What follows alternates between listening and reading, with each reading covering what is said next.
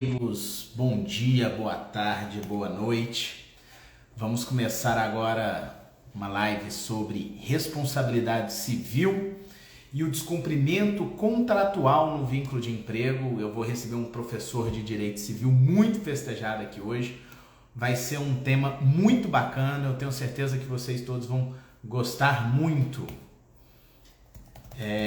Vou aqui aguardar a chegada do professor Ezequiel Moraes, que vai falar comigo, o professor Ezequiel Moraes, que é um grande professor, uma pessoa que eu admiro muito, que tem um trabalho no direito civil muito significativo, e eu vou colocar aqui o título da live: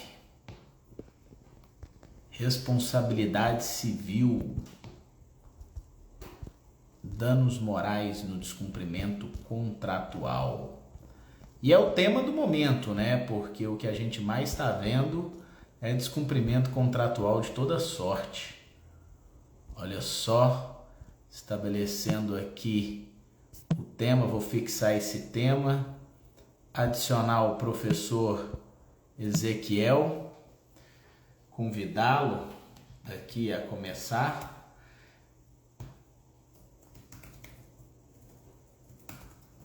Meus amigos, esse final de semana, pensando bastante sobre esse tema dessa live de hoje aqui com o professor Ezequiel Moraes, eu me dei conta do quanto nós estamos vivendo com descumprimentos contratuais. Descumprimentos contratuais trabalhistas de toda sorte, né?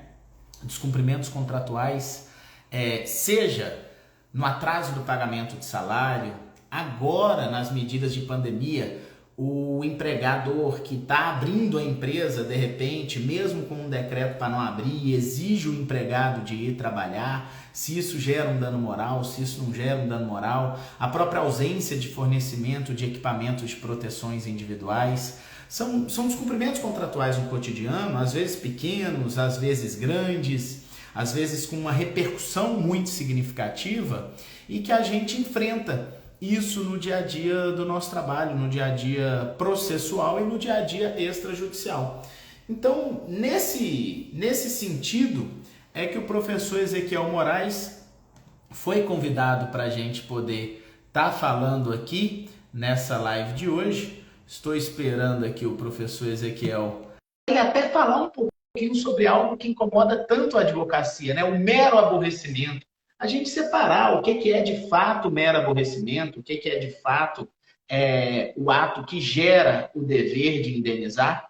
E o professor Ezequiel Moraes, ele é uma das maiores autoridades que temos aqui em Goiás, mestre pela Universidade de São Paulo, pela USP, sabe muito de responsabilidade civil e de direito contratual. Já percebi aí que ele entrou na nossa live, só ele aceitar aí o convite para que a gente possa iniciar.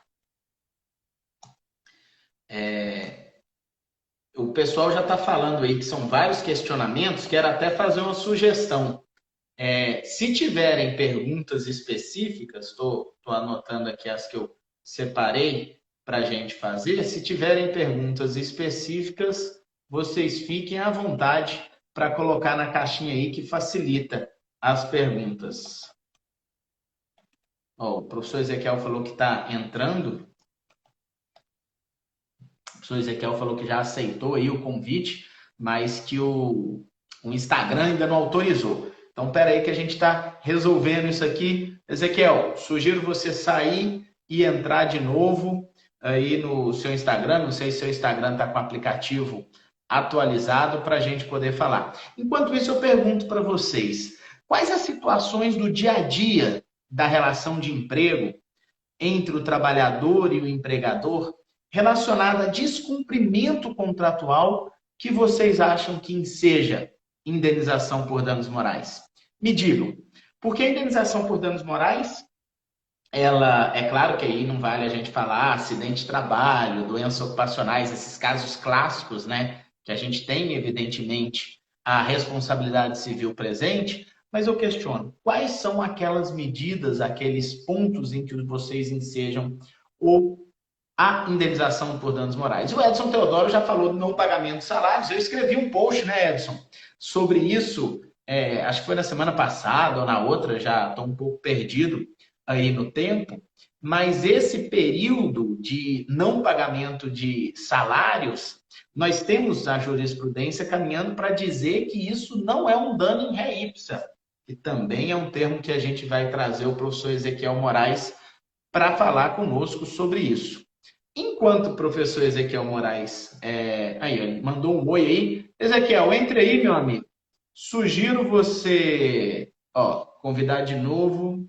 E Ezequiel, tá falando aqui no meu Instagram que a sua versão do Instagram não está atualizada e que você precisa atualizar o seu Instagram para você poder participar da live. Então, eu sugiro que você vai lá no Play Store ou no sua a Store lá do iPhone, né? Não sei como é que chama a Store do iPhone, Apple Store.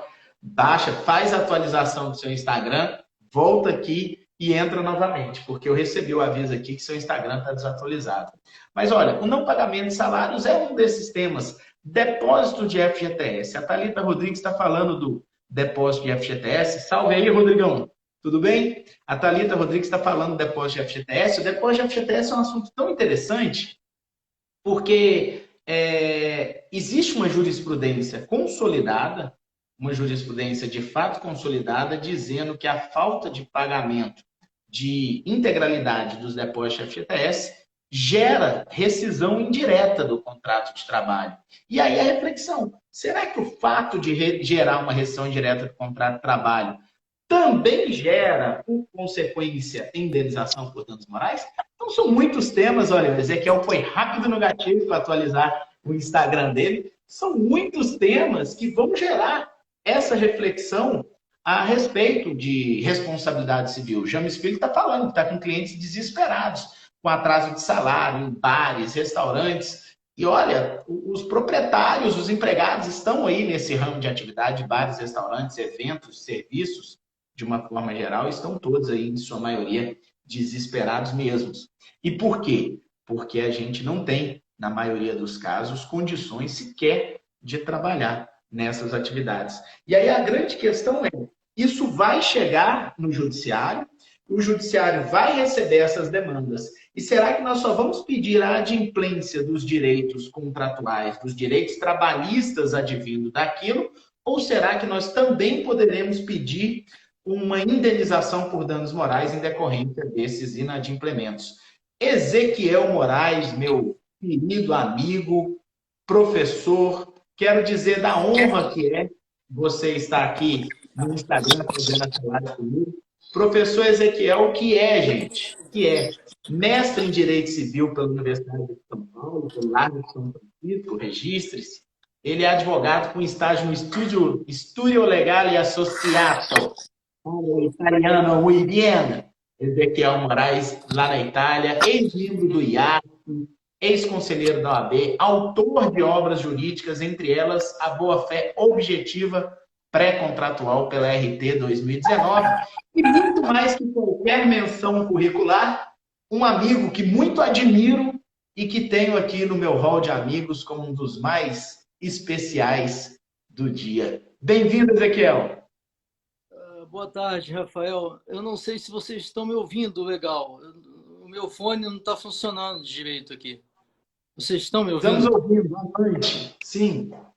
Eu tenho que pedir desculpa pela demora. Não foi culpa sua, mas foi culpa minha em relação ao... Eu estava no Instagram de outro dispositivo e agora eu coloquei no telefone, né? Mas eu prefiro do outro dispositivo realmente. Boa tarde a todos vocês, né?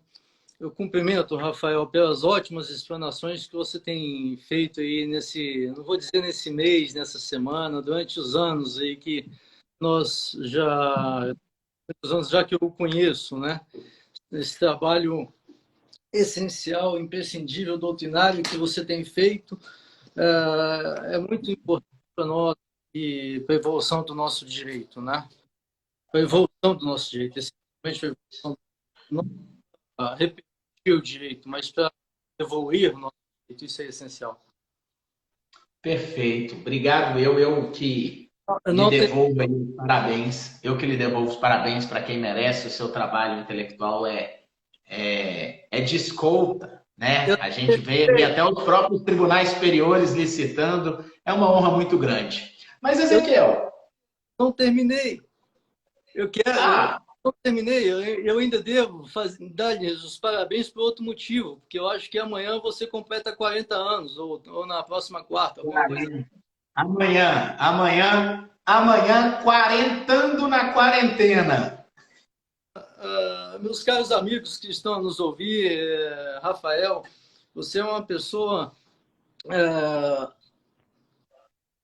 com os 40 ou 39, uma pessoa nova e com uma grande experiência e com um handicap excepcional, porque você consegue atingir, consegue falar para o público mais novo e ser ouvido pelo público mais novo, como também consegue atingir o público mais experiente, falar com o público mais experiente e ser, isso é importante, ouvido pelo pessoal mais experiente, né? São poucas as pessoas que conheço que conseguem, têm essa habilidade, né? Você é tão novo e tão experiente. E isso é legal, né? E é difícil de se encontrar. Obrigado. Fico honrado com o carinho das palavras que só poderiam vir de um amigo, com certeza. Muito, muito obrigado mesmo. Mas, Ezequiel, enquanto você entrava, eu estava aqui fazendo uma introdução do assunto.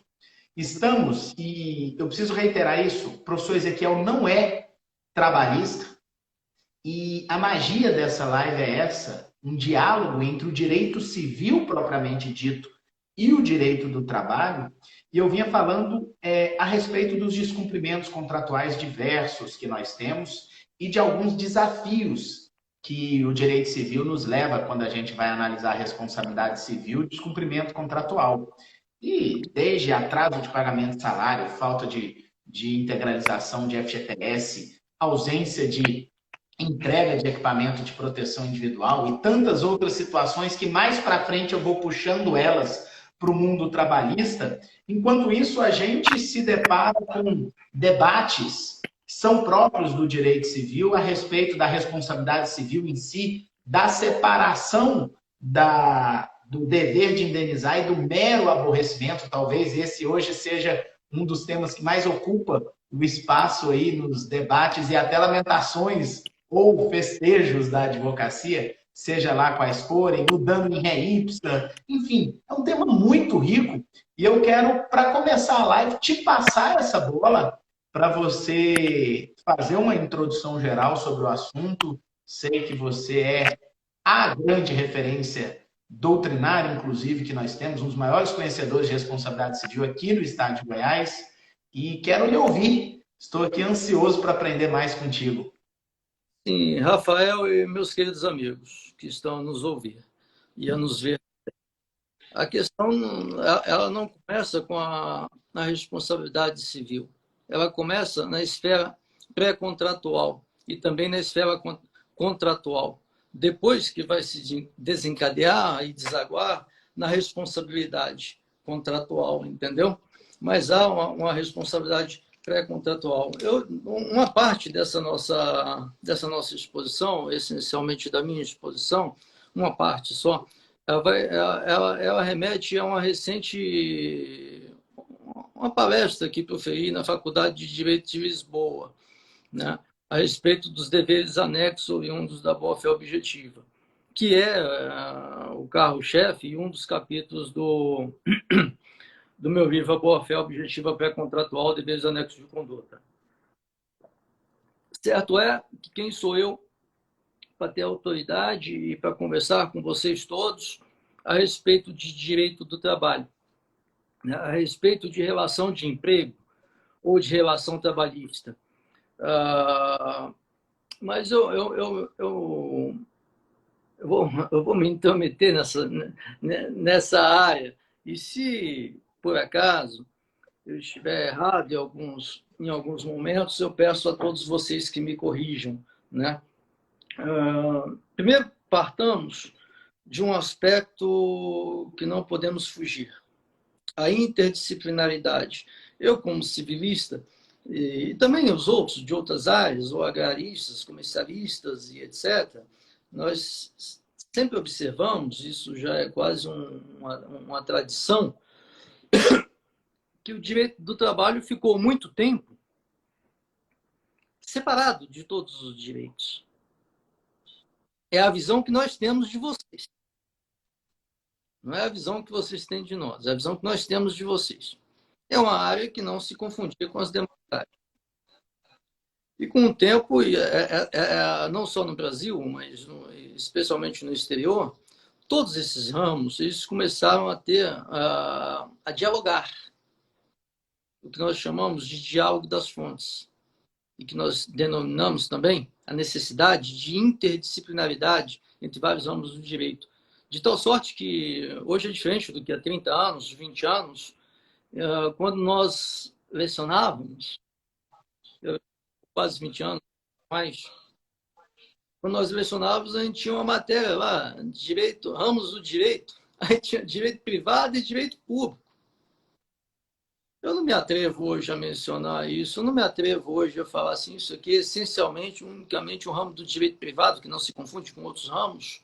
Por exemplo, direito civil constitucional, direito agrário, que depois nós tivemos uma repartição e rumou para o direito ambiental, e tudo isso veio essa mescla, essa necessidade de interdisciplinaridade veio da Alemanha, o manto da constitucionalização dos ramos do direito, defendidos por Gustavo Tepedino, por exemplo, defendido pelo ministro Fachin. Lembro de um jantar que estive com o ministro Fachin há uns 15 anos, ele já mencionava isso há muito tempo, né? Então, nós temos que fazer essa simbiose, doutor Rafael Lara Martins. Nós temos que fazer essa simbiose direito, essa interdisciplinaridade, esse diálogo das fontes, porque eu não acredito que seja correto o isolamento de um ramo do direito sem analisar os outros. Eu não acredito que haja justiça num julgamento sem que olhe para a Constituição, sem que, por exemplo, olhe para o direito civil, que inclusive não deve ser aplicado na área do direito do trabalho, não só subsidiariamente, mas concomitantemente, porque ambos estão ligados entre si, né? Eric Jaime, um grande professor, já expunha sobre isso desde 1997, em sua obra Visões para uma Teoria Pós-Moderna do Direito, né? E eu tive a felicidade, meu querido Rafael e queridos amigos que estão conosco agora, de ter a obra citada que mencionei a vocês, a boa-fé objetiva para contratual, exatamente nesse tema, com um desembargador aqui do Tribunal de Justiça do Estado de Goiás, desembargador do Tribunal de Justiça do Estado de Goiás, perdão, do Tribunal Regional do Trabalho da 18ª Região, o desembargador Mário Bottaso, que em voto espetacular fundamentou, em outras palavras, assim disse: infelizmente, essa palavra dele, esse infelizmente eu me recordo bem, infelizmente o direito do trabalho precisa um pouco evoluir no campo do direito contratual e no campo da responsabilidade civil. Foi mais ou menos isso que ele mencionou. Eu tenho até o número do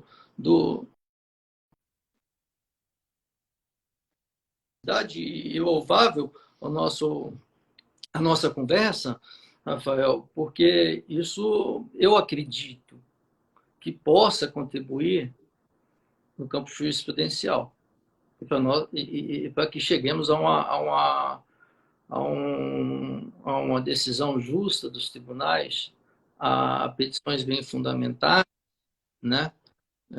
Não é aquilo que eu ouvi dizer, o que eu ouvi falar, mas aquilo que realmente está na própria norma, no próprio direito, que não refere só à própria norma legal, mas também aos princípios e costumes. Direito comparado, inclusive a reforma trabalhista menciona o direito comparado, né?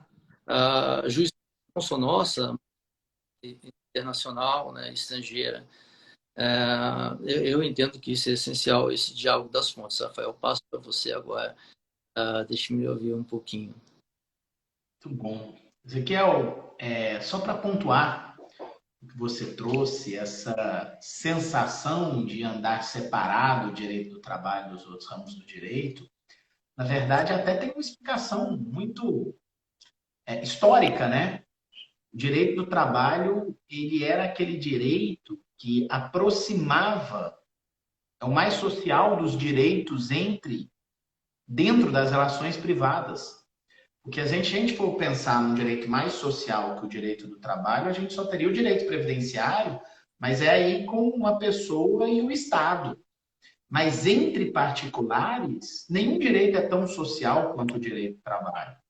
E ter um direito social, ao mesmo tempo em que você tem que abrir para uma igualdade de condições entre empregados e empregadores, ao mesmo tempo não se quer ter essa igualdade de condições. Então, se a gente voltar lá atrás, o direito do trabalho não nasceu para ser direito. O direito do trabalho nasceu para regular algo que seria imposto pelo executivo. Nós não tínhamos um judiciário trabalhista, nós tínhamos juntas de conciliação e julgamento, nós tínhamos condições levadas pelo próprio Poder Executivo para analisar eventuais questões trabalhistas que surgiam. Então, se hoje nós podemos dizer que o direito do trabalho não se isola mais dos demais ramos do direito nesse diálogo das fontes, se hoje, talvez o ramo do direito brasileiro que mais enseja o estudo de direito comparado, de constitucionalidades e convencionalidades, com certeza o direito do trabalho é quem mais enfrenta a questão das convencionalidades e inconvencionalidades nas diversas convenções internacionais que nós temos trazidos aqui para o ordenamento jurídico. O direito do trabalho teve que caminhar muito para conseguir chegar até esse momento. E talvez o ápice desse reconhecimento tenha sido em 1988, quando, na própria Assembleia Constituinte, trouxe uma seara inteira de direitos trabalhistas ali, entre o 7º e o 11, que talvez seja maior do que qualquer outro ramo do direito privado ali para a gente poder estabelecer. Desde que se a gente pense que no artigo 5º também, quando a gente vai falar de direitos fundamentais, a gente também fala em direitos trabalhistas. Então, o direito do trabalho ele acaba invadindo e tomando conta, se me permite dizer. E agora, o que a gente precisa? O direito do trabalho tem que caminhar muito para chegar junto aos outros ramos do direito e a gente, como eu disse, modernamente encarar o direito do trabalho como, de fato, um ramo bastante sério e autônomo, mas ao mesmo tempo interligado com todo o sistema jurídico brasileiro. E, finalmente, a gente chega na questão até social. É um ramo do direito, e eu concordo com o desembargador Mário Bottazzi, que precisa caminhar muito ainda sob o ponto de vista do direito contratual, precisa caminhar muito o direito do trabalho dentro dessa análise contratualística. Não que eu esteja defendendo que deva haver a prevalência sempre e cega do contrato sobre a relação, porque a gente tem esse debate mais acirrado de novembro de 2017 para cá, do negociado sobre o legislado, e temos esse debate mais acirrado desde sempre da primazia da realidade, mas qual que é a grande dificuldade dos outros ramos do direito? Aceitar os princípios do direito do trabalho em que nós temos ali uma relação em que uma das partes, em muitas situações, ela é mais frágil e hipossuficiente. Não que os outros ramos do direito não tenham, não que o próprio direito civil não preveja também o contratante hipossuficiente, o próprio direito do consumidor não tem essa relação. Mas é um tempo de amadurecimento. É um tempo de amadurecimento, em que o próprio direito do trabalho está amadurecendo e estamos vivendo isso, Ezequiel. Estamos vivendo, sim, uma revolução contratualista do direito do trabalho. E eu tenho dito aos alunos, Ezequiel, só para passar de volta para você, que o advogado trabalhista que se preze tem que fazer um bom curso de direito contratual. com bons contratualistas. Por quê? Porque a relação civil com a relação trabalhista, ela está cada vez mais se confundindo para esse novo cenário de relações de trabalho e não necessariamente de emprego dentro de um ramo que acaba se confundindo o civil e o trabalhista. Então, eu estou dizendo isso tudo não é para discordar, muito pelo contrário, é para concordar com a necessidade do diálogo e fazer um pequeno apanhado histórico e falar: estamos no caminho, meu amigo, estamos no caminho. Eu acho que hoje a gente chega num ponto de maturidade em que esse diálogo precisa aumentar. E agora a responsabilidade civil, que ela foi pautada dentro do direito do trabalho sob uma ótica muito específica, ela começa a bater a porta necessariamente do direito civil, se assim me permite chamá-lo, tá? Direito civil raiz, se assim me permite chamá-lo, em que a gente vai beber efetivamente ali da doutrina civilista propriamente dita. E aí eu lhe pergunto, dentro do tema da responsabilidade civil, o que agrega para a gente?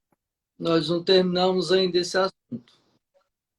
Até porque senão a gente vai ficar a live inteira nele, do Diálogo das Fontes, porque ele é fenomenal. Nós temos um problema a resolver antes. Para chegar na responsabilidade, nós temos um problema a resolver antes. Anotei, está anotado aqui.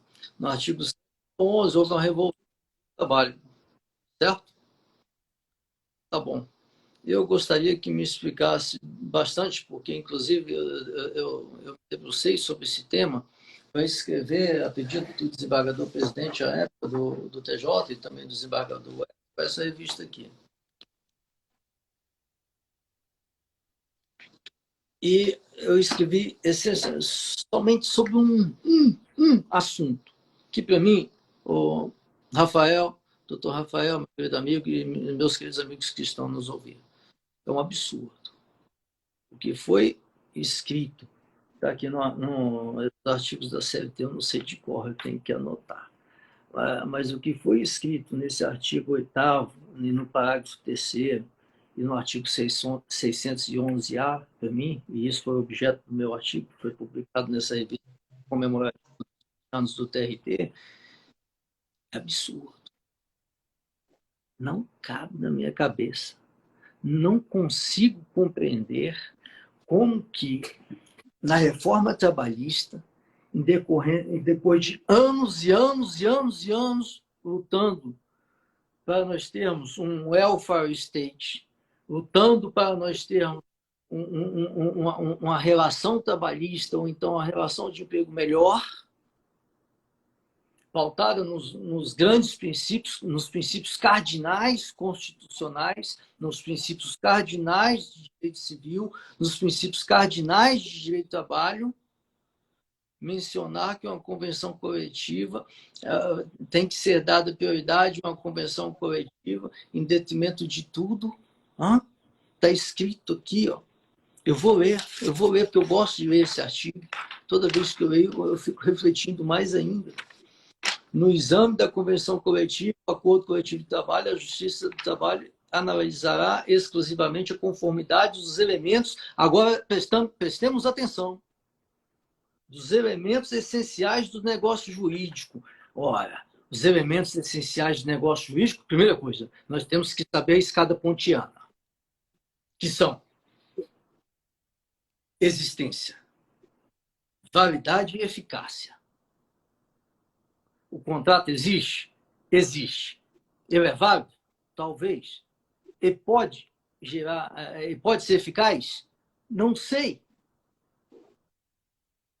Tem a escada pontiana, Pontes de Miranda nos ensina isso há anos. E continuo, não terminei. Respeitando o disposto no artigo 104 do Código Civil. O artigo 104 fala sobre validade do negócio jurídico, né? E balizará sua atuação pelo princípio da intervenção mínima na autonomia da vontade coletiva. Nós temos parte hipossuficiente e hipersuficiente e hipossuficiente em todo lugar do mundo, em todos os ramos do direito. só como o mais comum que o pessoal conhece, um estatuto protetivo, que é o Código de Defesa do Consumidor. Aí diz que o Estado vai intervir minimamente. Isso veio ou pensando, ou não sei qual que foi a causa. Eu acho que a reforma trabalhista, obviamente, que é antes, vem sendo pensada há muito tempo, e com muitas discordâncias. Aí depois veio a lei da liberdade econômica, que são, nesse aspecto, as duas normas são uma tristeza, porque parece que quem as redigiu não conhece ou não levou em consideração todos os demais ramos de direito e os princípios que o regem. Celso Antônio Bandeira de Mello sempre disse, e continua, violar uma norma é grave, agora violar os princípios que se baseiam aquela norma é mais grave ainda. Em outras palavras que eu estou a lhe dizer.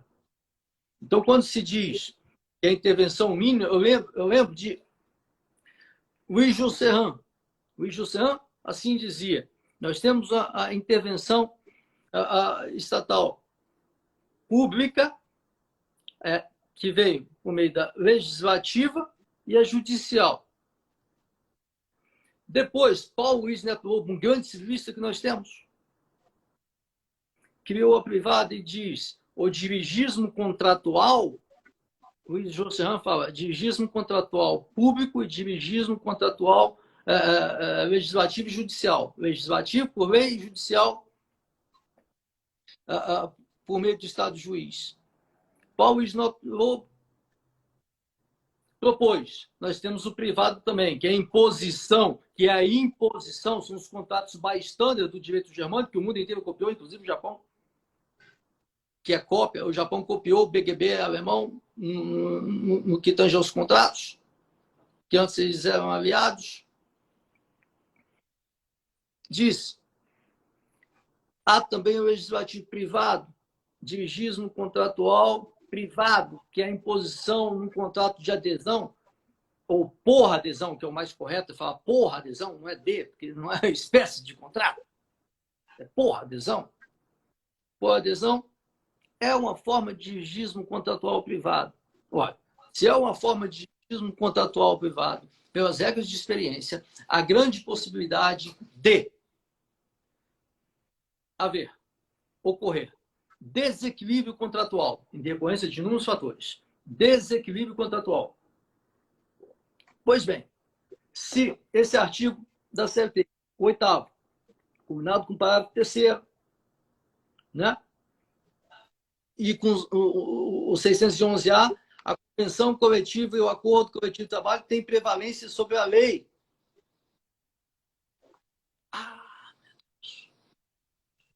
Tem prevalência sobre a lei. Eu não sei se isso aí fere. Isso aí para mim é inconstitucional, porque fere o direito do indivíduo de ter uma reanálise do pactuado, conforme se diz em Portugal. E outra, pior, é inconstitucional porque fere o direito do indivíduo do amplo acesso ao poder judiciário. Nós temos vários juízes, centenas de juízes nesse país, cada um vai interpretar esse dispositivo de uma forma. Então quer dizer que eu me sentindo prejudicado só porque tem uma convenção coletiva, eu não posso mais revisar o pactuado? Não, não pode, está na lei. Então quer dizer que uma lei é maior, a convenção coletiva é maior, que a convenção coletiva afasta tudo isso, que a convenção coletiva é maior que princípio, convenção coletiva é maior que Código Civil, convenção coletiva é maior que a própria CLT. Realmente eu não consigo compreender. E é nessa diretriz, Rafael, meu querido professor Rafael, que continua sempre a nos brindar várias emissões que tem acompanhado nas suas lives. É nessa diretriz que escrevi esse artigo, porque não há como. Eu gostaria muito de que alguém me conte, por todas as fontes do direito, que esse dispositivo não é inconstitucional. A partir desse momento, levando em consideração, afastando essa intervenção estatal mínima, então aí nós vamos prosseguir no assunto que Vossa Excelência delimitou. Bem, eu confesso que a vontade é a gente continuar no assunto que estamos, porque o debate seria bom, o debate seria muito interessante. A análise ignora o espírito e, acima de tudo, o princípio da coletividade aplicado no direito do trabalho, e aí eu roubaria sua própria afirmação atribuída a Celso Antônio Bandeira de Mello, que eu tenho certeza que deve ser sim de Celso Antônio Bandeira de Mello, mas como eu não li, te cito o Obsit, né? Lhe cito o Obsit aqui na live, em que mais grave ainda é ferir os princípios da norma. Mas são 17h40 e nós não conseguimos ainda falar sobre a responsabilidade civil, porque o assunto está bom, o diálogo das fontes tá muito interessante. Desculpa. E aí eu trago a seguinte pergunta para você, afinal de contas, o objetivo é ouvi-lo aqui nessa live de hoje, o objetivo é trazer a luz civilista para o direito do trabalho.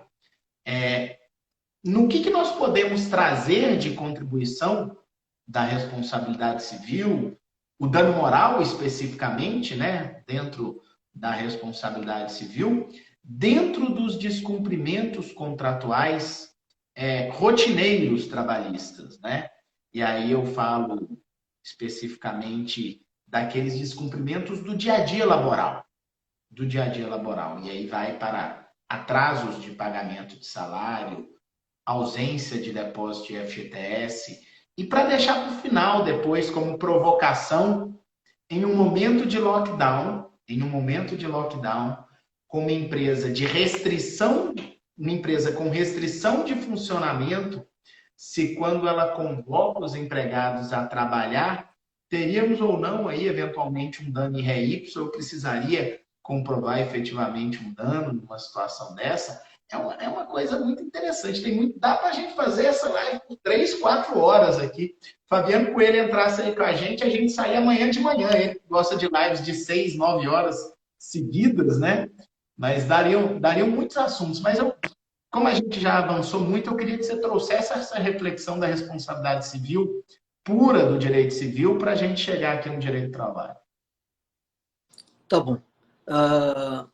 Em resumo, então nós vamos abordar atraso de salário, o não depósito do FGTS e a obrigação de trabalhar durante esse período de pandemia, não é verdade? Só para não ser injusto, o Paulo Basílio fazendo uma pergunta muito específica do 475 do Código Civil, perguntando se precisa de ações judiciais para resolução do contrato. Aí resolução não é exatamente o tema de hoje. E também o Gabriel perguntando sobre a responsabilidade civil pré-contratual. Mas eu acho que esses temas são tranquilos. Acho que está dentro daquilo que a gente já delimitou, é o suficiente. Tá, Paulo e Gabriel. O Gabriel perguntou sobre o âmbito pré-contratual. Responsabilidade civil pré-contratual. Pré-contratual. E o Paulo? O Paulo ele já fala de resolução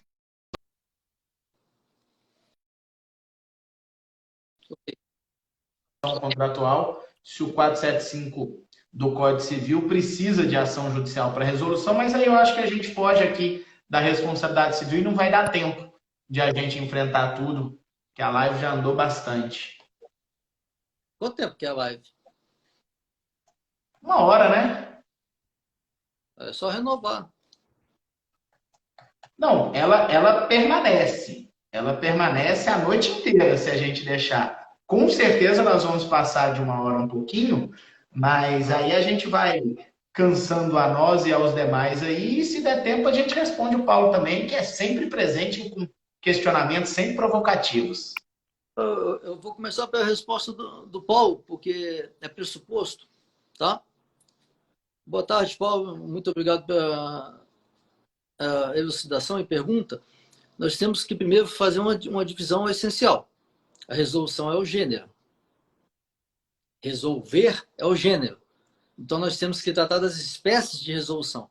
Quais são as espécies de resolução? Resolver é por fim um contrato. Um contrato tem fim em decorrência de várias razões, em decorrência de vários motivos, né?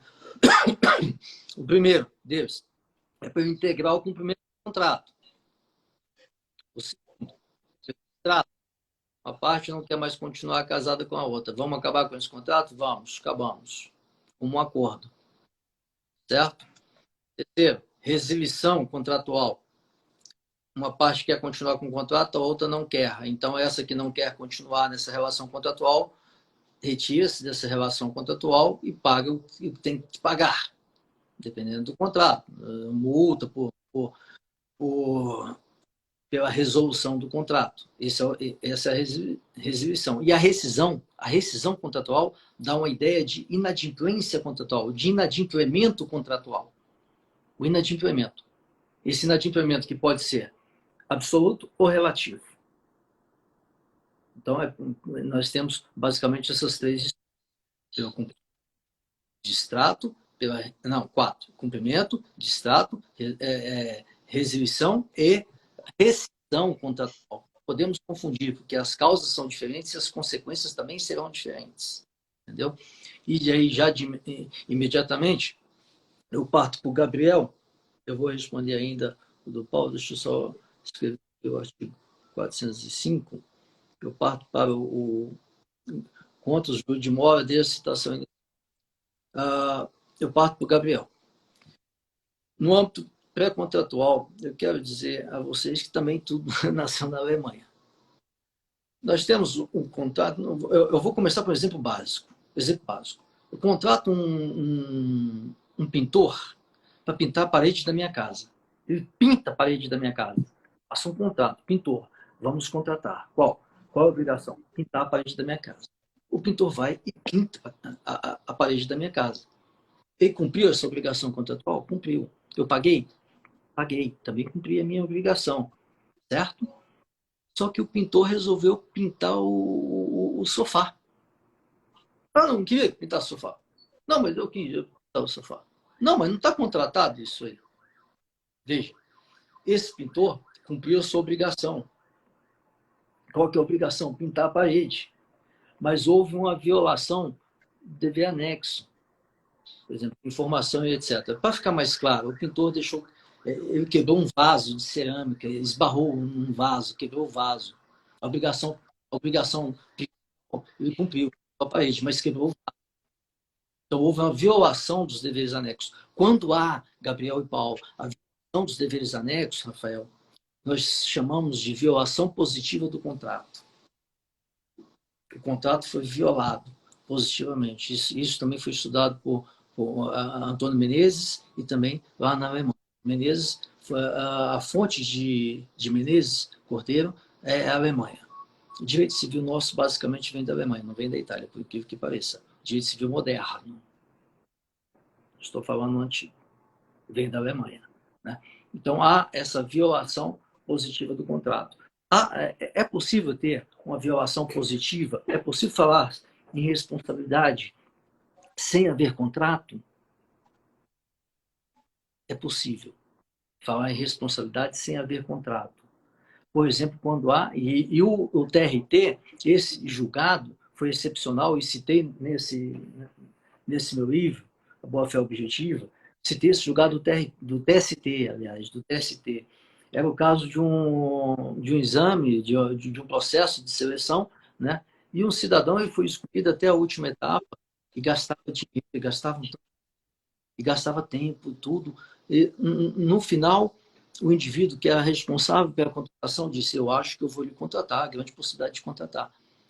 Criou uma falsa expectativa na pessoa, nesse candidato. E depois, no final, não contratou. O indivíduo foi e ajuizou uma ação de indenização por dano moral, pela expectativa que foi criada. Isso é importante. Nós estamos a discutir até a responsabilidade sem dano. É possível? É possível a responsabilidade sem dano. A Paula Forgione, da USP, menciona isso, acho que foi a Paula, né? Menciona e trabalha com isso, a responsabilidade civil sem dano. Vou construir algo, já construí, não tem dano, não, mas você vai ser responsável por isso. Exemplo, uma empresa de energia nuclear, né? Mas, voltando ao assunto do Dr. Rafael, quando me fala, Dr. Rafael, em salário, nós temos uma teoria que nós trouxemos Antes, dos... antes. Ainda no pré-contratual, só para não passar por ele, professor. Você disse da responsabilidade sem dano, certo? Uhum. Seria uma responsabilidade sem dano ou uma responsabilidade de dano presumido? Como é que ficaria a diferença entre elas? O sem dano, É porque o uma dano pergunta, é ele uma vai pergunta que eu quero que me elucide. sem dano, porque o dano presume-se que esse dano vai ocorrer em um evento futuro certo. E vai ocorrer. Não se sabe quando. É como a morte. Sabemos que vamos. Temos a convicção disso, mas não sabemos quando. Essa é a diferença. Mas, Então, o dano em você não é essa responsabilidade sem dano que você fala. não é. Eu só fiz um exemplo. Mas foi bom você interferir agora, porque eu me lembrei, a pergunta do Gabriel não foi respondida ainda toda. Né? Tem uma teoria que diz, nós temos três teorias. Uma, Gabriel, a respeito do âmbito pré-contratual, da responsabilidade no âmbito pré-contratual, volto a repetir, admite que isso faz parte da relação contratual. O contrato ainda não vai ser firmado. Eu não estou falando de pré-contrato. Pré-contrato, para mim, contrato é. Tá? No âmbito pré-contratual, tem uma teoria da qual eu enquadro, eu adoto, que diz o âmbito pré-contratual faz parte da relação contratual, é o contato negocial, é o contato social. Outra teoria diz, essa é de Maria Helena, né? Que não havendo contrato, não há que se falar em responsabilidade contratual. É o mais básico e o mais fácil para todo mundo aceitar. Não havendo contrato, não há que se falar em responsabilidade contratual. Aí vai para a responsabilidade extracontratual, né? E tem outra que diz, essa é a proposta por Canaris, que é necessário um tercio gênius, ou seja, essa previsão de responsabilidade pré-contratual, ela tem que ser regulada por lei, ou seja, tem que criar uma norma, entendeu? Nosso Código Civil, no artigo 422, e eu fiz uma proposta de alteração legislativa no meu livro, é o último capítulo, né? Diferente de vários outros códigos civis do mundo, não menciona sobre o âmbito pré-contratual. Só fala sobre o âmbito contratual. Estou propondo que adote expressamente, porque os juízes não pensam iguais, nós temos juízes diferentes, obviamente. Adote expressamente a responsabilidade no âmbito, com a boa-fé e os deveres anexos no âmbito pré-contratual, contratual e pós-contratual. Né? Em relação ao salário, vem imediatamente à minha cabeça, quando vocês mencionaram o salário, o duty to mitigate the loss, que é uma teoria que nós temos nos Estados Unidos e de vez em quando é mencionada pelo STJ, que é o dever, então estou falando em dever e dever pré-contratual, nos remete ao âmbito dos deveres anexos de consideração, como chamados na Alemanha, deveres anexos de consideração, ou deveres de consideração, duty to mitigate the loss. É o dever de cada parte, não um contratante e também do outro, a via de mão dupla, de contribuir para minimizar, essa foi a origem do termo, né? De contribuir para minimizar o dano que um contratante causa ao outro, ou que poderá vir a causar, minimizar. Mas aí nós acrescentamos, com base nos enunciados do Conselho da Justiça Federal, que não só minimizar, mas também para evitar o dano. Deve mitigate the loss. É dever de cada um que tem de minimizar o dano do contratante. Salário. A gente tem que fazer o possível, desde que seja possível, né? a fazer esse pagamento do salário. O não pagamento, além de infringir os deveres anexos da boa-fé objetiva, como também, por exemplo, informação, e não é informação básica, informação plena, não é informação básica, é a plena, né? Ele também infringe aliás, ele adentra a um outro espécie de dano. E esse é mais importante. Escrevi sobre isso, Rafael. Cadê? Eu me lembrei aqui. Aqui. Nessa revista Síntese, em 2012, brevíssimas considerações sobre o existencial. A revista Síntese é uma prestigiada revista lá de São Paulo. Brevíssimas considerações sobre o dano existencial. Nem pensava que ia ser publicado, e nada. Eu cheguei um dia no escritório e falei, isso eu acho que não está muito correto. Aí digitei uns 5 parágrafos e publiquei na época no meu blog. A revista foi e publicou na revista. Mas a falta de pagamento de salário, no meu ponto de vista, adentra, isso é diferente do dano moral. Adentra a esfera do dano existencial. Aquele dano existencial, por exemplo, é o que afeta a felicidade diretamente daquela pessoa, ou os projetos de vida daquela pessoa. Eu tenho que pagar um curso para o meu filho daqui a um tempo, então eu preciso de receber esse salário, eu tenho que me sustentar, eu preciso de receber o salário. Não é só o dano moral, é o dano existencial. Agora, se entenderem, né? Como muita gente entende, mero aborrecimento, etc., eu não trato de mero aborrecimento, né? Se entenderem como que é critério super relativo, se entenderem como é aborrecimento, juntos os dois, falam, agora não tem como. Isso gera dano moral. Se o indivíduo não conceber a figura, a existência do instituto do dano existencial, menciona o dano existencial concomitantemente com o dano moral. Por exemplo, não concede férias no período legal, fere um direito existencial, que é um direito constitucional garantido. Então, toda vez que se violar um direito, Rafael, constitucional garantido, um direito básico constitucional, isso obviamente vai afetar o direito existencial da pessoa e gera o dano existencial, entendeu? Isso é super importante nós analisarmos essas da ótica do dano existencial, não somente o dano moral, né? Sim, diga. Olha só, mas o dano existencial, pelo, aspas, mero descumprimento de um direito constitucional previsto.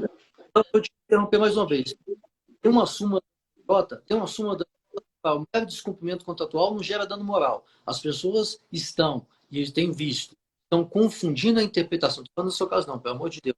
As pessoas estão confundindo essa súmula, não leram corretamente o acordo, em qual caso se aplicava, estão aplicando em todos e querem aplicar em todos os casos. Então, eu vou fazer uma defesa aqui, o mero descumprimento contratual não gera dano moral. Como assim não gera dano moral? Lógico que gera dano moral. Depende de cada situação. Então, não dá para nós generalizarmos tudo. Perdão, Rafael, por te interromper. Eu lembrei disso agora. Não, imagina, mas é uma provocação que eu faço. O aspa, mero descumprimento isolado, descumprimento unitário, no próprio atraso de pagamento de salário, ele já tem esse condão. E aqui a gente não está falando, gente, de jurisprudência, de o que a jurisprudência diz. A gente já está fazendo aqui uma análise acadêmica, jurídica e até filosófica, se a gente pode assim dizer. Esse mero atraso, você entende que ele encontraria esse respaldo da responsabilização? Porque são situações distintas, né? Quando você tem um atraso de pagamento de salário de um único dia, ou de 30 dias, ou de 60 dias, ou de 90 dias, ou atraso todos os meses por poucos dias, assim como existe uma diferença muito grande em atrasar o salário daquele trabalhador em que ele, aspas, come 100% do seu salário anteatrasar o salário daquele trabalhador que tem uma reserva financeira, e aí ele consegue se sustentar com aquela reserva financeira. E aí, para concluir, quando você fala que qualquer preceito constitucional haveria, seria infringido um dano existencial do trabalhador e, consequentemente, geraria o dever de indenizar, a partir daí, qualquer descumprimento trabalhista geraria, junto com qualquer pedido trabalhista que é pleiteado na Justiça do Trabalho, a indenização por danos morais. Porque a falta de anotação, por exemplo, da carteira de trabalho gera não pagamento de 13º, ou férias, ou participar do sistema de custeio previdenciário. E aí eu deixaria... Aí, para todo direito trabalhista, eu teria necessariamente um direito uma indenização por esse dano existencial. Como que você elabora isso? Então, vamos partir então da Inglaterra, vamos partir também da Itália. Eu integro um grupo de conversa do pessoal de direito da cidade de Milão, e ultimamente nós estamos discutindo o que criaram mais, estão querendo criar, na verdade, a quantificação do dano moral, que é um aspecto bastante polêmico no nosso país, nós não chegamos a isso ainda. Quantificação do dano moral em decorrência de várias perdas ou prejuízos. Na Inglaterra tem essa quantificação.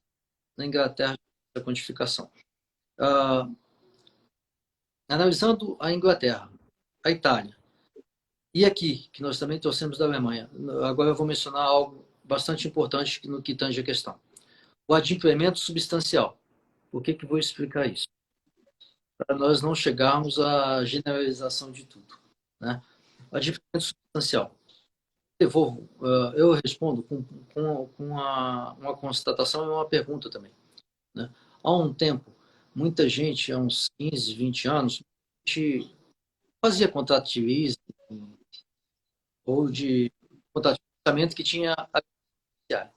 Eu sei que, por exemplo, o indivíduo financiava um veículo, ou alugava um veículo por...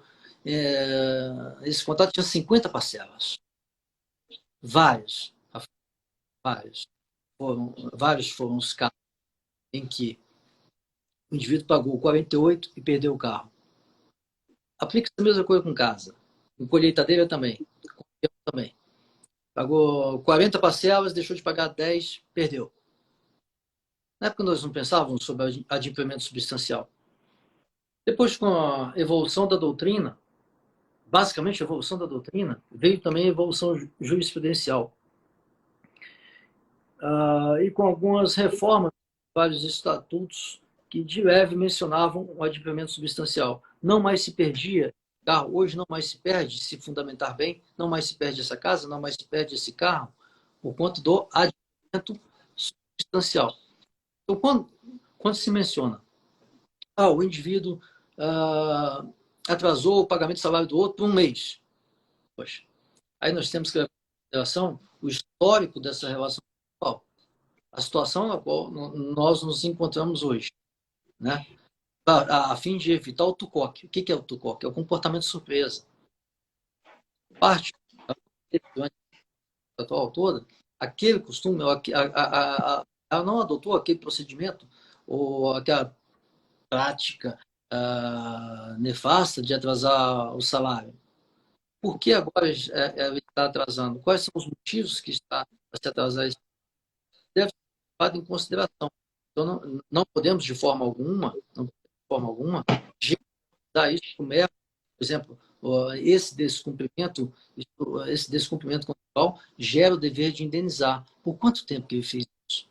E se você me perguntasse, Rafael, e tem um critério por 2 meses, por 3 meses, depende da situação. Nós estamos aqui em um período bastante difícil, mas só para você ter uma noção. Onde está aqui? A Alemanha, para não me esquecer, eu peguei o meu handout, Rafael, para não fazer feio perante você, viu? Então tem todas as minhas anotações aqui, estudei o final de semana inteiro, né? A Alemanha adotou uns 3 pacotes desde o início da Covid. O primeiro pacote emergencial destinou-se aos profissionais liberais e às pequenas empresas. O segundo pacote, às empresas de médio porte. O terceiro pacote, às empresas de grande porte. Por exemplo, o resgate da Lufthansa. Locação de consumo essenciais. Então, nós temos que analisar em qual período que nós estamos. Não vale, não é correto, e a jurisprudência está percebendo isso, valer-se apenas de um fato. Qual é o fato? A pandemia tem prejudicado todo mundo. Sim, tem prejudicado todo mundo, mas eu quero saber essencialmente no seu caso especial. Me mostre. Por quê? Você é um mal pagador a partir de agora ou é um mal pagador desde sempre? Porque no início da pandemia começaram a ter decisões, por causa da pandemia, e etc. Não tem previsão de suspensão de contrato. É tudo por força da caneta. Não tem previsão legal, no âmbito civil não tem previsão. Vou suspender o contrato, como assim? Ou você cumpre o contrato, ou você não cumpre o contrato. Ou você renegocia o contrato. Durante algum tempo, não é proibida essa renegociação, que nós chamamos de Nashfish. Nashfish vem de direito alemão também. Mas aí tem um problema, porque o Nashfish é um direito do credor e não do devedor. O devedor pode pedir, por exemplo, eu sou o devedor, você é o credor. Eu peço a você e fica sob aquiescência, Rafael. Você concede um prazo para cumprir a minha obrigação, ou se eu cumpro essa obrigação de outra forma, alterando o contrato. Estão tentando transformar o Nashfish como um direito do devedor, em determinadas situações. Hoje nós temos julgados aí que analisam esse contexto da pandemia e não levam muito em consideração somente o contexto da pandemia, mas o histórico dessa pessoa, dessa empresa, entendeu? Mero aborrecimento, eu tenho medo dessa palavra, porque o que é mero aborrecimento para você, às vezes não é para mim.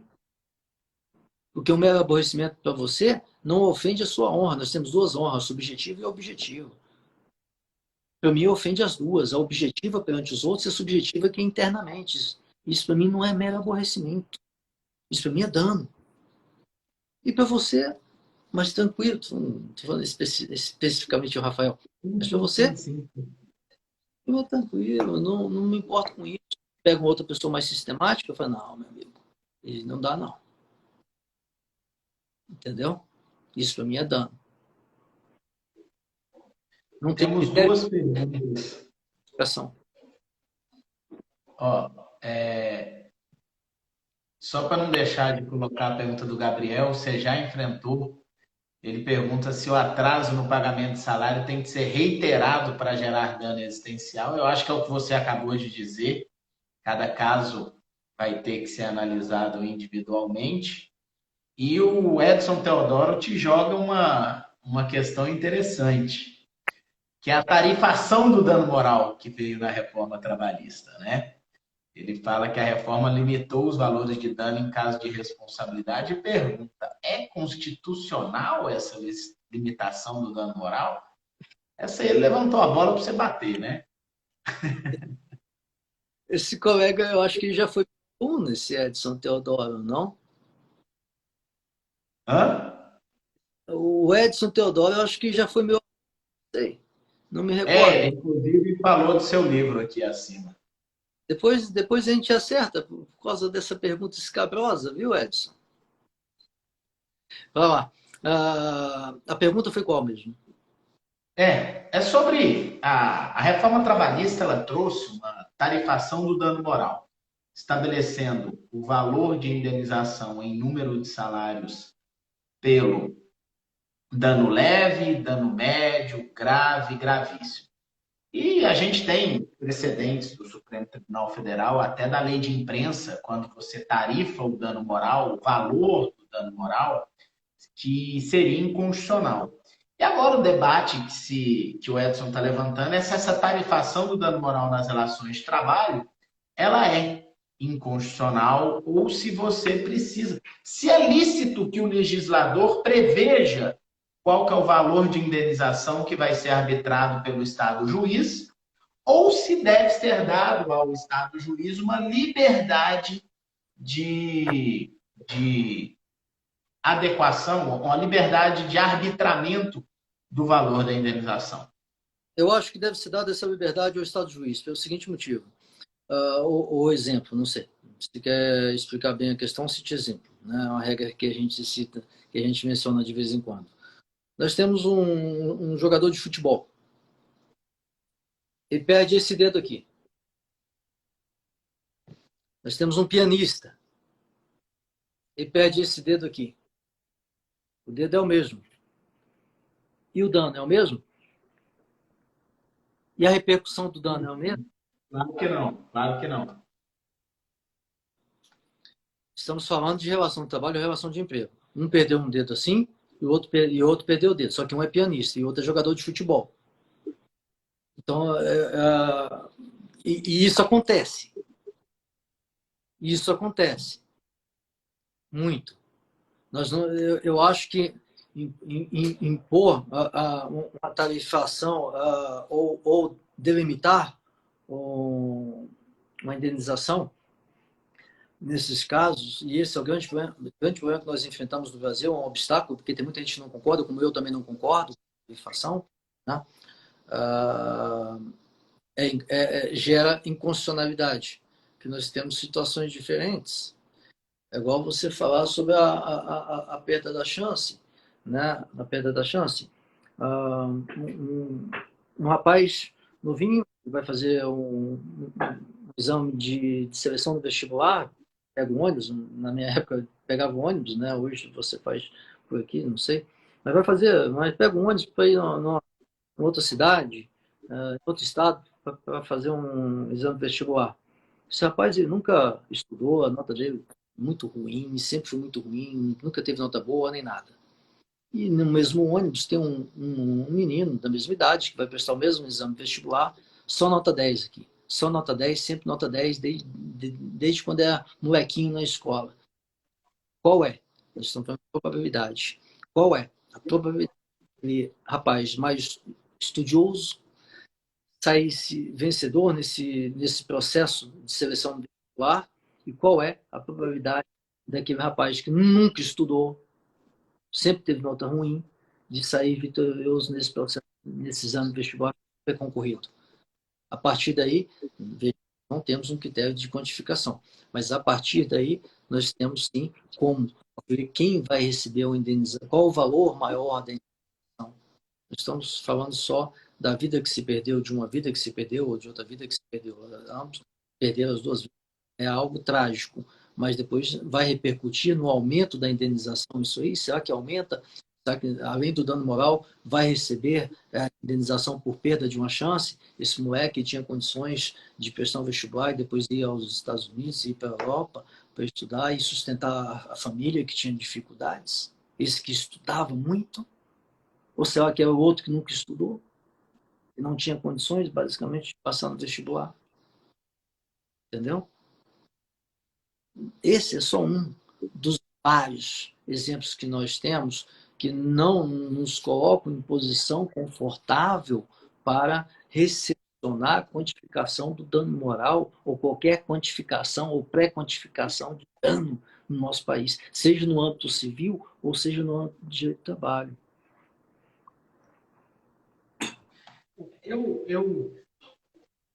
Eu particularmente vejo como uma atrocidade jurídica fechar os olhos para a situação de fato. Mas vejo uma atrocidade jurídica maior ainda, indenizações absolutamente desconectadas com a realidade. Só para citar um exemplo,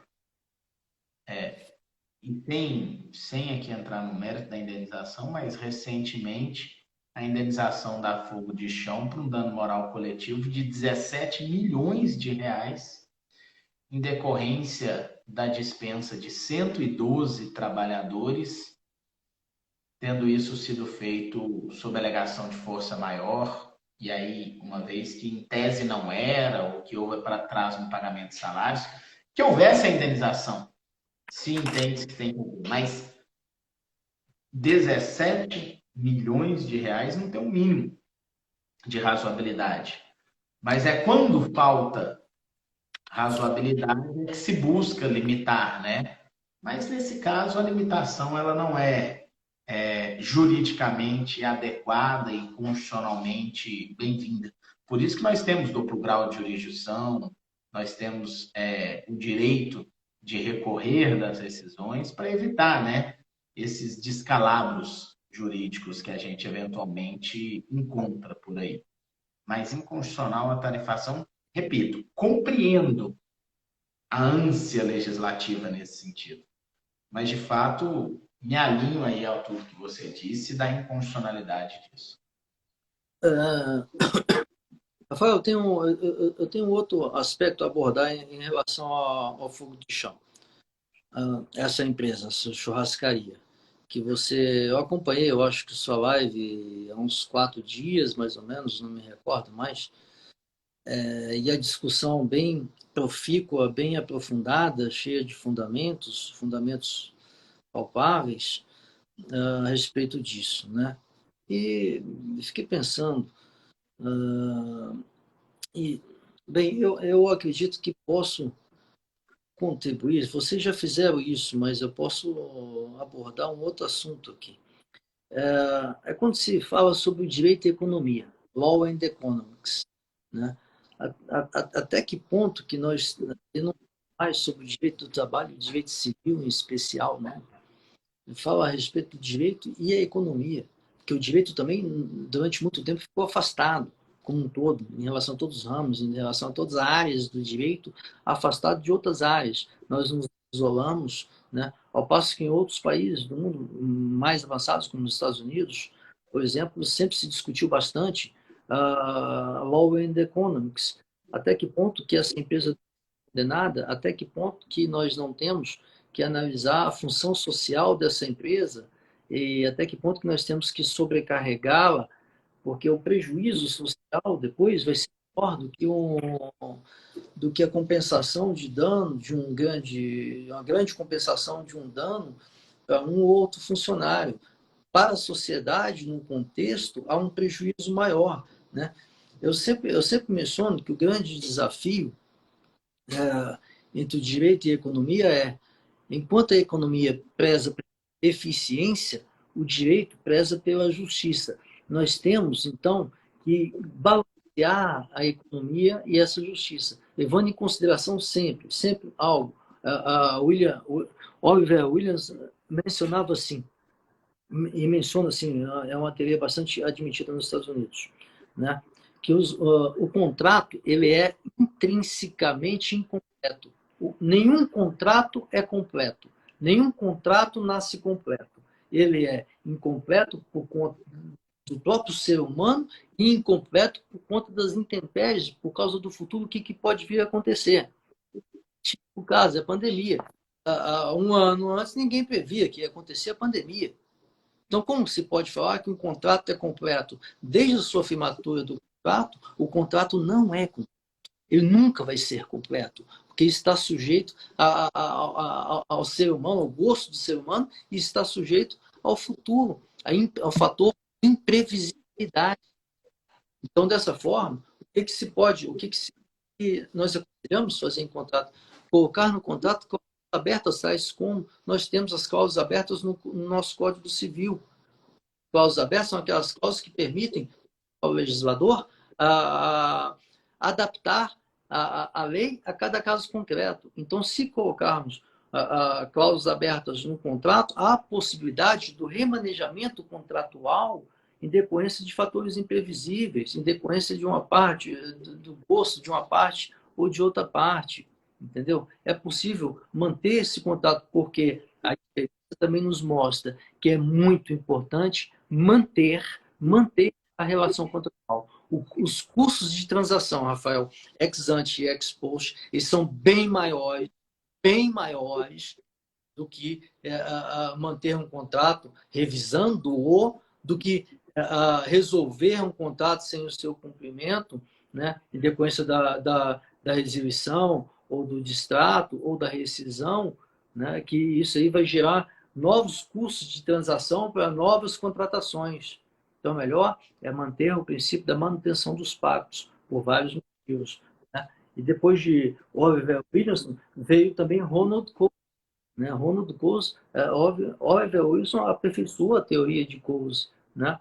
Isso é importante dizer sobre essa relação, não só interdisciplinar, mas entre ciências, né? Ciência do direito e ciência econômica, a fins contratuais. Maravilha, maravilha, maravilha mesmo. Eu vou retomar o início da nossa live aqui para a gente encerrá-la. Acho que o direito do trabalho precisa caminhar muito dentro do direito contratual e até da responsabilidade civil de uma forma geral. Não só do ponto de vista individual, mas do ponto de vista coletivo. E a gente sempre lembrar, na verdade, que pactuar entre as partes, o Ezequiel, é estabelecer vontades. Eu Estabelecer vontades. vou te interromper, eu lembrei. Liberdade contratual é diferente de liberdade de contratar. Todos nós temos liberdade de contratar, mas poucos têm a liberdade contratual. Perfeito, perfeito, perfeito. Mas o que eu vinha seguindo é que contratar é estabelecer vontades. E quando a gente estabelece que a vontade será revisitada, a gente precisa, penso eu, com muita força, justificar e comprovar qual agente externo que efetivamente influenciou naquela vontade ou uma consequência imprevista daquela vontade. Porque revisar com a presunção absoluta de que uma das partes está sendo prejudicada pela mera existência contratual, como infelizmente só é muito acontecer no direito do trabalho, caminhando pelo direito civil, essa eu confesso, meu amigo, que jamais vou conseguir compreender. Revisar por revisar, simplesmente. A qualquer relação trabalhista contratada, se estabelece e defende a possibilidade de revisão. E aí a gente entra naquele debate do artigo 8º que você disse que é um absurdo, em que haveria de se verificar a existência, eficácia, validade do negócio jurídico, principalmente se tratando de uma negociação coletiva. Ouso discordar da inconstitucionalidade do 611-A com o 8º. Ouso discordar da inconstitucionalidade. Não que se justifique limitar exclusivamente a formalidade do negócio jurídico. Não é isso que eu estou dizendo. Mas, como a gente vê, ignorar as negociações coletivas é o mesmo que dizer que não há que se pactuar. E é isso que a gente tem visto na jurisprudência. Estou vendo esse artigo novo.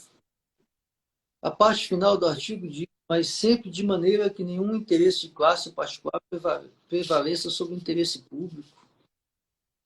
Por exemplo, nós temos vários dispositivos e princípios, são normas de ordem pública. A França em 2016, alterou o Código Civil, especialmente na parte de obrigações e contratos, dizendo a boa-fé objetiva é norma de ordem pública, está escrito. É o único código nesse mundo. Olha que eu já estudei uns 20, continuo estudando uns 20. É o único código desse mundo que diz a boa-fé objetiva é norma de ordem pública.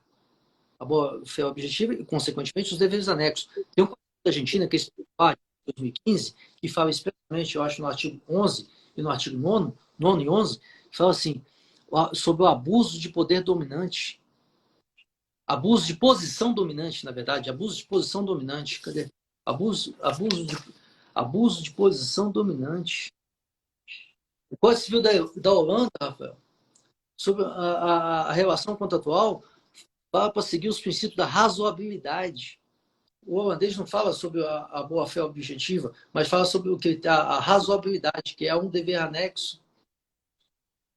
E aí por diante, nós temos códigos e mais códigos, eu não vou citar aqui, obviamente, né, que mencionam isso aí dessa forma. Ou seja, quando, quando, quando não estou só no campo do trabalho, não. Nessa parte, por exemplo, da lei da liberdade econômica. Quando aprovaram a lei da liberdade econômica, que em parte é boa, outra parte é fantástica, né? Mas foi na contramão de todos os códigos civis do mundo. Todos os evoluídos, todos. Não me cabe, porque a mudança legislativa no âmbito civil, no mundo, ela ocorre mais ou menos em todos os países. Tira a China, que acabou de aprovar o Código Civil dela. Não tenho tempo para estudar o Código Civil da China, mas vou estudar, porque eu tenho que. Estou preparando a segunda edição do meu livro. Todos os códigos mudam no período de 20, 30 anos. No período de 20, 30 anos, você observa que esse código é igual a esse, a esse, a esse, a esse, a esse. E todos os códigos civis estão evoluindo no aspecto contratual cada vez mais socializado. Cada vez mais socializado. O Brasil não. O Brasil aprova a lei da liberdade econômica e fala sobre a mínima intervenção estatal nos contratos. É o que também fala a reforma trabalhista. Os outros não. No âmbito civil, estou dizendo no âmbito civil, não há isso, há um revés, é contrário a isso aí. Sim, o Estado tem que participar da relação, porque o Estado tem interesse no welfare state, sabe? É algo que a gente tem discutido bastante, algo que nos deixa bastante apreensivos quando ocorre uma criação de norma dessa. Teve um colega meu de São Paulo, lá da USP, que falou assim, eu vou vigiar o Congresso. Quando começarem a escrever um anteprojeto, eu vou participar do anteprojeto, que é mais fácil. Tá? É mais fácil você mudar aquele anteprojeto e corrigir do que quando aprovarem a norma. Né?